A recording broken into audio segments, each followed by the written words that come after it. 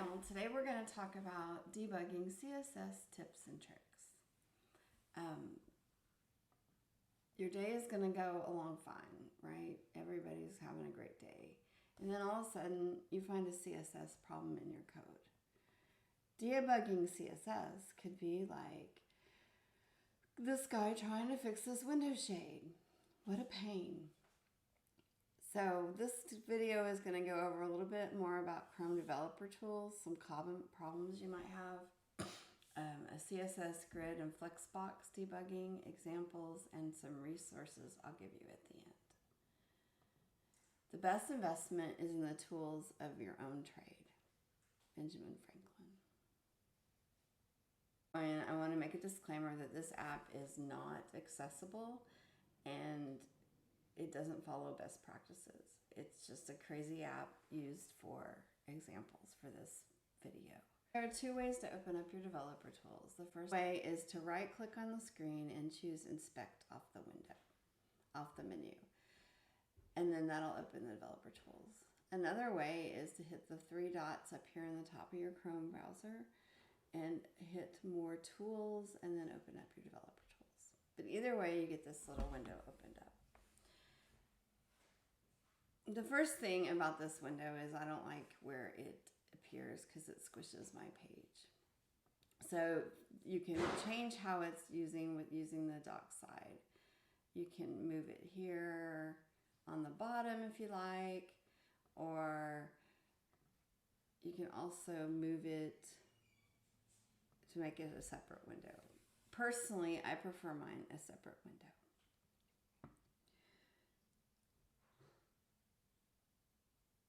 All right, so let's talk about these tools now that we've got them open. So when you highlight an item on your screen here, you can inspect on a particular item. It'll highlight that exact item and it'll show you the different styles on the side. So for example, this div is right there and you can see it highlighted. It also shows us the file names where it got the different styles from over here on the side. The next tab we can talk about is the computed tab. The computed tab shows us the box model, which we'll go into in more depth in a little bit. It shows you the final applied styles on the item that you've currently chosen. If you see these ones that are disabled like this, they came from an inherited, so that was inherited from somewhere in the cascade. It's not something applied directly to that item. All right, so if we inspect an item, let's pick this, and we come here on this div,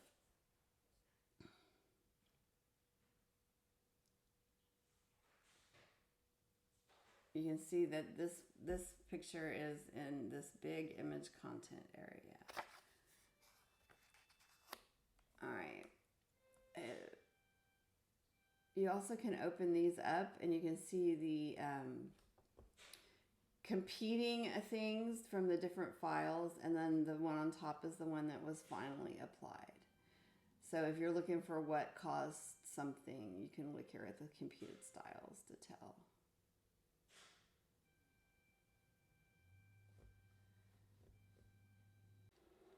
Another one of my favorite tools in developer tools is you can show the different states of an item. So if I'm on this link that looks like a button and I go over to styles and I push this :HOV, it shows me the different active states. So I can show what the button looks like when I hover it. I can show what it looks like when it's active. When it's focused, I can do both. I can show hover also, and you can just open and close those so that you can test any of the element states that you want to look at. Another really cool one is this .cls. It shows you the classes that are applied, and they're check marked here. So if you want to see what button main MD does, you can just uncheck it and you can see what it does. If you want to add another class, you can type here, and like if you can add the breadcrumb class to that. Obviously that's not what we want to do, but also notice it started listing out the other classes. You can also test your color schemes here. Let's get over a little bit with this paintbrush. You can turn it on to prefers dark, and you can see that this app doesn't do anything if it's dark. And you can also turn on automatic dark mode to see what this app would look like in dark mode.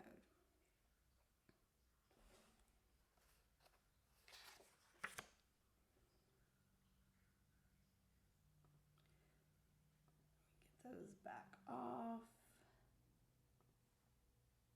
And then if you want to look at the computed and the styles at the same time, you can open up both screens here, and you can have both tabs on it at the same time. Another cool thing is, I don't know if you guys have ever found yourself flipping between these tabs here.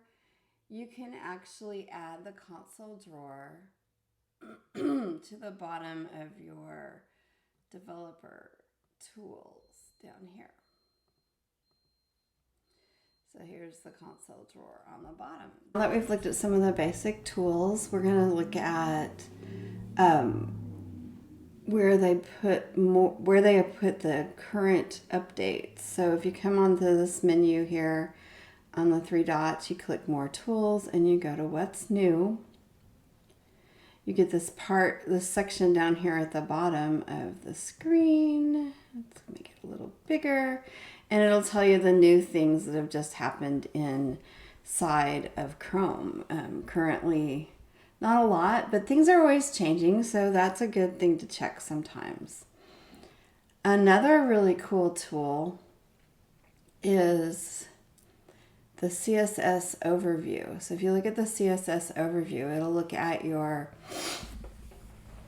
whole application, and it'll capture an overview of your page, identify potential improvements, and located affected elements in the elements panel. So if you click capture overview, you'll get a summary of all the different colors you're using, and then any fonts that we're using. This one has a lot of fonts.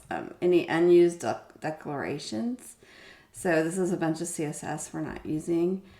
I think you can dig into that, but sometimes it doesn't work. It just depends on how things are set up. And then you can look at all your media queries also. All right, and then another cool tab is the Changes tab. So if you open up the Changes tab and you come in here and you're working, and let's say we're trying to fix this link. So I change on this button, let's click on hover. Like for the hover, the button totally disappears. So if I'm on hover, if I change the background color to white, and then I change the text color to black, notice that right here it's keeping track of my changes. The only caveat with this is that notice the line numbers here. It says 23,978. That's because it's looking at the final styles.css file, and in my application, I'm using Sass, so that's the final compiled one. So I still have to go and find where that was changed, but this way I don't lose my changes. I don't know if anybody else has ever been doing changes and then totally lost it, what you had done. Even after you know all of these tools, it can still be like whack-a-mole. Just keep in mind that mistaking simple for easy will only lead to heartache.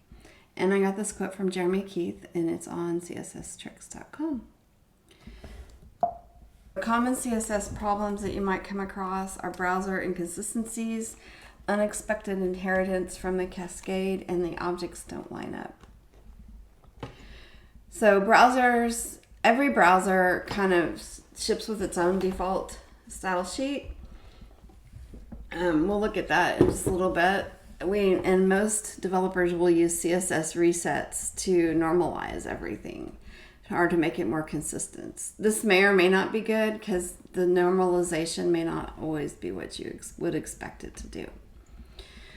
All right, so first let's look at unexpected inheritance from the cascade. Usually it's the result of specificity. What is that anyhow? It's just a score given to the CSS selectors. It's just math. The higher the score, the selectors are applied to the element regardless of where they are in the order of the cascade. So let's look at that, because I never really thought about it. And I mean, I knew that there was specificity, but I didn't always think about how big the scores were. So if you look at the specificity scoring, the universal selector, which is, we usually put that at the top to kind of set everything up, is 0 points.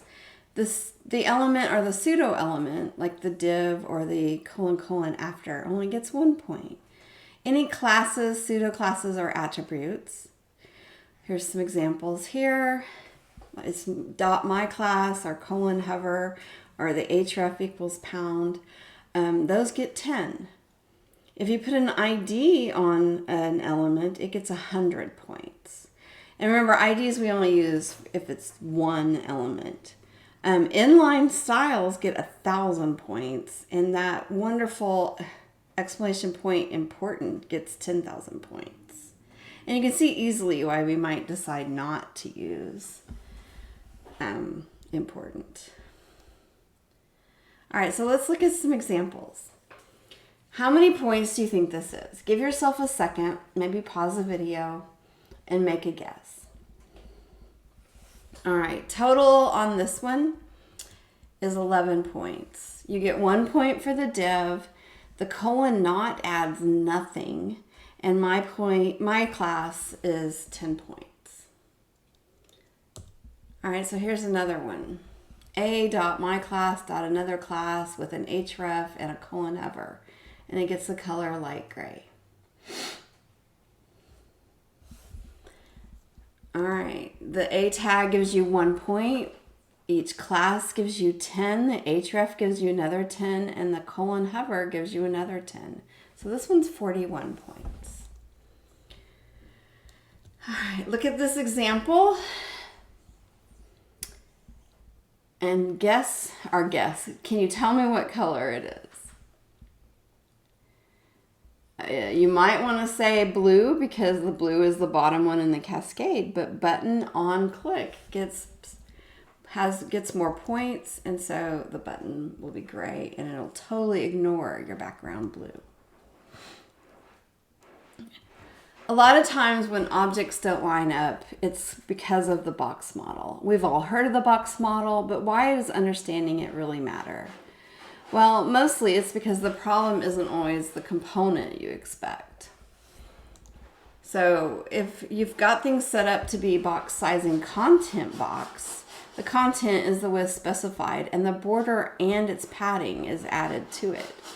So you might think this item, the child container, would be inside the parent, but because we picked content box, it's outside or overlapping.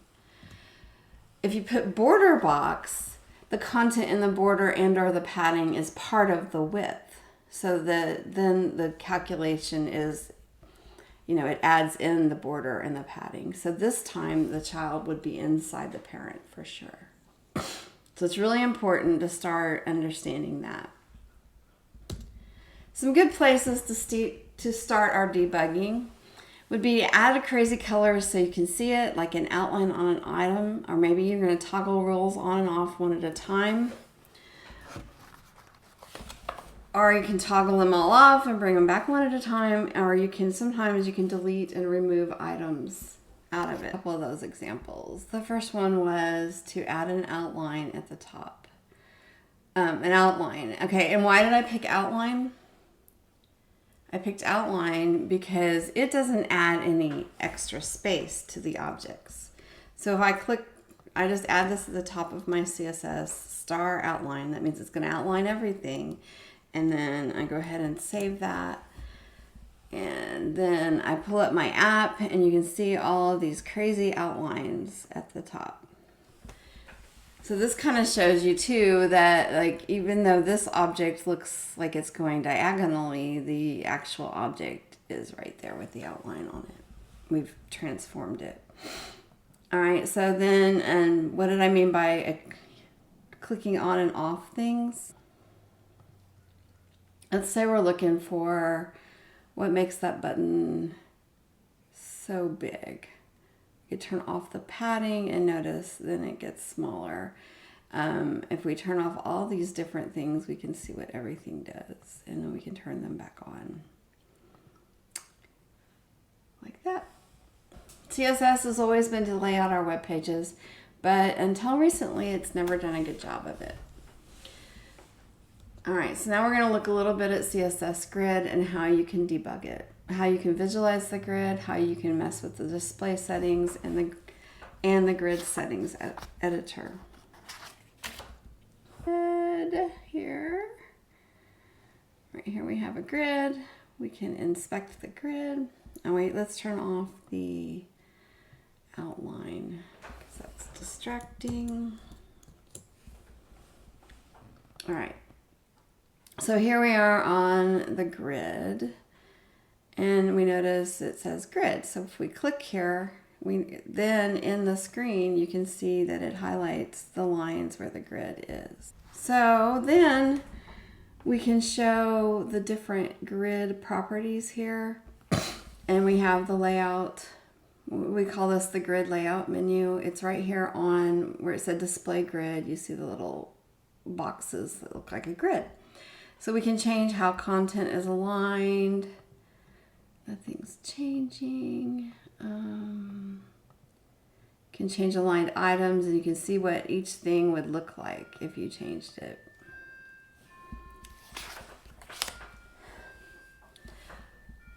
Also, if you go to the layout menu,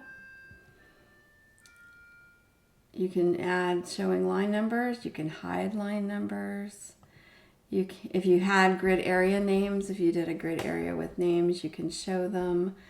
You can change the color by just clicking here and picking another color. So the colors are kind of handy if you've got more than one grid, like a grid and a grid or something. So that is the grid, and just like the grid, let's go back to the home page. If you have something set up flex, you have a similar menu for flex. If you go back to the styles, you'll see here with the display flex, you have the little menu, and you can change the directions and see what that'll do before you play with it. So if you forget, like sometimes I personally forget aligned content and justified content and what the difference is. You can click here to see which one you wanted to use.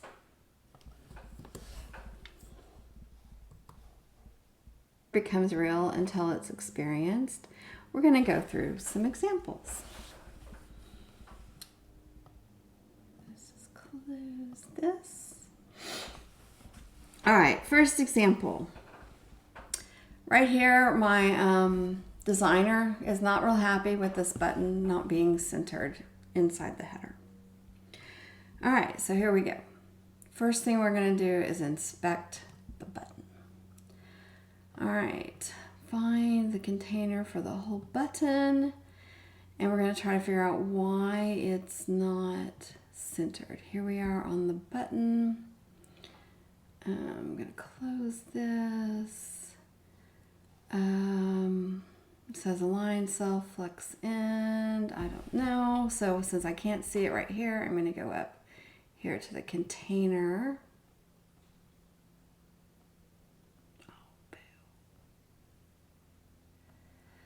All right, well, it's already got justified content space between, which honestly is going to make it do that. Huh. So let's go back down to the button. Okay, so it's got this align cell flex end. What if I take that off? Oh, there, that's what I want. All right, so now I've got to go find, if you notice it says what file is right here, the navbar component CSS, and that's in the button. So let's go find that.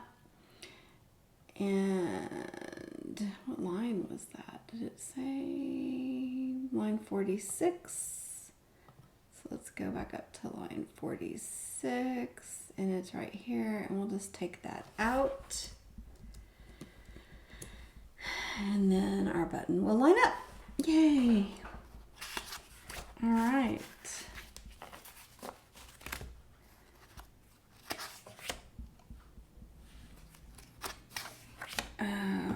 All right, so then